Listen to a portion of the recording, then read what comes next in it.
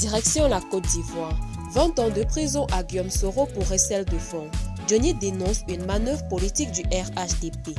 Voici la vérité cachée. Pour plus d'informations, après le générique.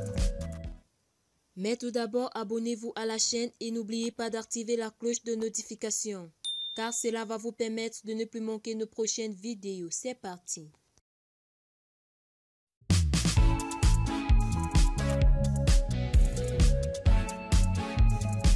Selon News Creator, Florence Richard a évoqué la peine de 20 ans de prison de Guillaume Soro dans l'article pour recel de fonds de détournement de fonds publics dans l'achat de sa villa résidentielle personnelle Makoré à Abidjan.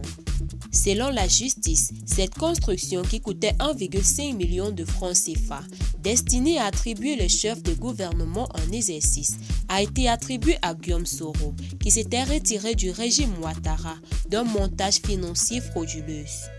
Quelques mois après cette condamnation, Johnny entre au conseil d'administration. Dans une vidéo de repentance, le cyberactiviste s'est excusé auprès de Guillaume Soro. Il a également révélé ce qu'il mijotait contre l'ancien président de l'Assemblée nationale. Ce qui m'a contrarié contre Guillaume Soro, c'est la rébellion. Johnny appelle à la condamnation de Guillaume Soro et y voit une manœuvre politique.